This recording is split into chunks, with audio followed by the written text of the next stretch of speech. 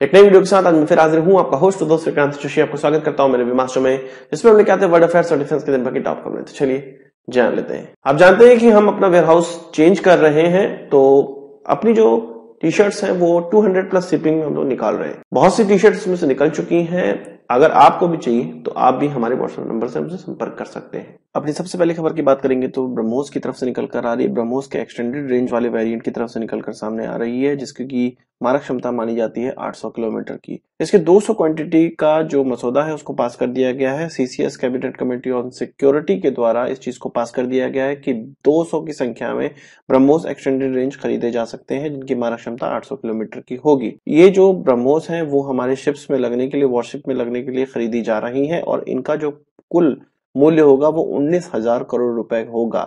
इसका मतलब यह है कि कुल मिला के 95 से लेके 100 करोड़ रुपए की एक मिसाइल हमें पड़ने वाली है।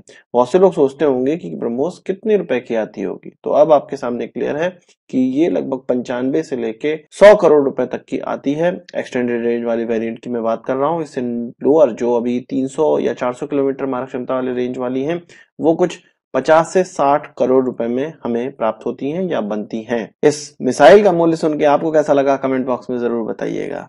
बात कर लेते हैं पाकिस्तान की, और पाकिस्तान और टर्की की सबसे पहले जो रिलेशन है उससे रिलेटेड खबर आ रही है। आपको पता है कि पाकिस्तान भी F-16 इस्तेमाल करता है, टर्की भी F-16 इस्तेमाल करता है। टर्की हथियार बनाने के मामले में धीरे धीरे एक अग्रणी देश बनता चला जा रहा है, चीन की तरह ही, और उसने अपने F-16 के लिए कई इंडिजिनस हथियार भी बना रखे थे। इसमें एक है छोटी दूरी की मारक क्षमता वाली एयर टू एयर मिसाइल, जिसको कि बोजदो कहा जाता है, और ये बोजदो अब पाकिस्तान खरीद रहा है। असल में पाकिस्तान को अपना AIM-9 मिसाइल रिप्लेस करना है और उसके लिए वो अन्य हथियारों को देख रहा था। अमेरिका उसको कोई हथियार बेच नहीं रहा, इसलिए वो टर्की की तरफ गया, और टर्की का तो वो आयरन ब्रदर है, इसीलिए टर्की ने उसको बोजदो देने का वायदा कर दिया है। और इससे पाकिस्तानी एयरफोर्स काफी हद तक थोड़ी अपग्रेड हो जाएगी। अगर क्लोज बैटल की बात करी जाए, क्लोज डॉग फाइट की अगर बात की जाए, 25 किलोमीटर तक की इसकी मारक क्षमता है और 3 मैक की इसकी रफ्तार होती है। IR सीकर इसका जो है वो इसको ये कैपेबिलिटी भी देता है कि ये किसी मिसाइल पर भी फायर कर सकता है, यानी कि अपने प्रोटेक्शन के लिए भी इस मिसाइल का फायरिंग की जा सकती है। ये तो हुई पाकिस्तान की इंपोर्ट की बात, पर अब पाकिस्तान की हिस्ट्री का सबसे बड़ी डिफेंस डील की बात कर लेते हैं, सबसे बड़े एक्सपोर्ट की बात कर लेते हैं, तो वो अजरबैजान को अब किया जा रहा है। ये एक नई न्यूज निकल कर आई है कि 1.6 बिलियन डॉलर की एक डील हुई है पाकिस्तान और अजरबैजान के बीच में। किस चीज के लिए? उनके JF-17 ब्लॉक 3 के लिए, जो कि उनका एकदम उन्नत एयरक्राफ्ट है, फाइटर एयरक्राफ्ट है, जो कि चीन से बन के आता है, पाकिस्तान के अंदर पेंट होता है और इसमें एसा रेडार लगा हुआ है। तो इस एयरक्राफ्ट, एम्यूनिशन और ट्रेनिंग, इन तीनों चीजों के लिए कुछ 1.6 बिलियन डॉलर अजरबैजान की एयरफोर्स पाकिस्तान को देगी। ये क्लियर नहीं हुआ है कितनी संख्या में ये एयरक्राफ्ट खरीदे जाएंगे, धीरे धीरे ये सारी चीजें क्लियर हो जाएंगी। पर पाकिस्तान की हिस्ट्री में, एक्सपोर्ट हिस्ट्री की अगर हम लोग बात करें, तो ये सबसे बड़ा प्रोजेक्ट उनका है, ये सबसे बड़ी डील उनकी है। पाकिस्तान को निसंदेह इससे बहुत ज्यादा फायदा होगा। अजरबैजान की तो वो हेल्प करना ही चाहते थे और अब उनको पैसे भी मिल रहे हैं इसके एवज में।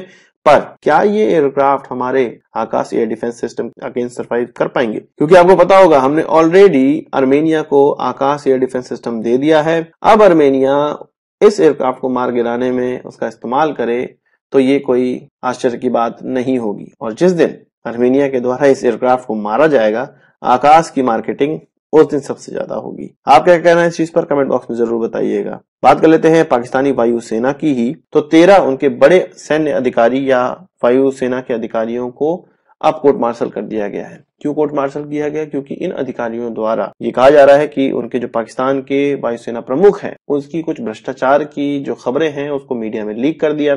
बहुत दिनों से ये परेशान कर रहे थे, तो भाई पाकिस्तानी वायुसेना चीफ ने इनके ऊपर कार्रवाई बिठा दी और इनका कोर्ट मार्शल कर दिया है। इनमें वो अधिकारी भी हैं जब भारत ने पाकिस्तान पर बालाकोट स्ट्राइक किया था, उसके जवाब में स्विफ्ट डॉट, जो जिसकी अगुवाई में, जिस सैन्य अधिकारी की अगुवाई में, जिस वायुसेना अधिकारी की अगुवाई में किया गया था, उसको भी कोर्ट मार्शल कर दिया गया है। ये कहा जा रहा है जानकारों के मुताबिक ये वो लोग हैं जो कि अपने देश के प्रति थोड़े ईमानदार थे और भ्रष्टाचार के खिलाफ खड़े रहते थे, उनका पत्ता साफ कर दिया गया है। साथ ही साथ वायुसेना प्रमुख के नीचे के जो ऐसे लोग थे जो कि उनको परेशान कर सकते थे, उनका भी पत्ता साफ किया गया है। तो एक तरह से ये पत्ता साफ करने वाली घटना है और इस तरह की चीजें तो हम पाकिस्तान के अंदर देखते ही रहते हैं। बात कर लेते हैं एक आर्मर्ड कॉम्बैट व्हीकल जिसका नाम स्ट्राइकर है और यूएस के द्वारा इसको बनाया जाता है, यूएस की कंपनी के द्वारा इसको बनाया जाता है।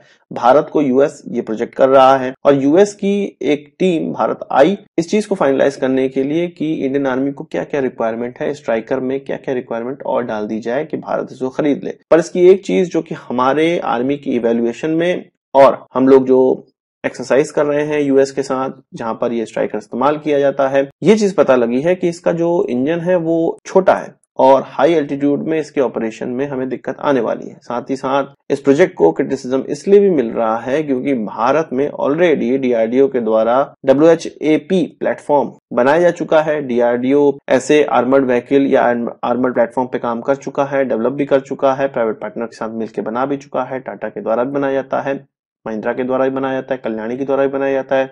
तो बहुत से ऐसी हमारे देसी कंपनीज हैं जो कि इसके या इससे बेहतर व्हीकल्स बना सकते हैं, तो यूएस के व्हीकल को क्यों खरीदा जाए। इसलिए भारत के अंदर इसके लिए बहुत अच्छा माहौल है नहीं, पर यूएस ट्राई कर रहा है और हमारे आर्मी प्रमुख जब यूएस पहुंच रहे हैं तो वो उस ब्रिगेड के साथ भी इंटरेक्ट करेंगे जिसमें कि स्ट्राइकर को इंडक्ट किया गया है यूएस के अंदर। तो ये बताता है कि यूएस किस प्रकार से ट्राई कर रहा है कि भारत स्ट्राइकर खरीद ले।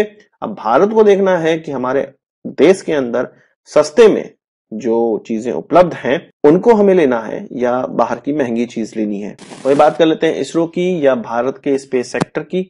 तो भारत के स्पेस सेक्टर में अब एफडीआई को 100% अप्रूव कर दिया गया है। 100% अब एफडीआई स्पेस सेक्टर में भारत के अंदर हो सकता है।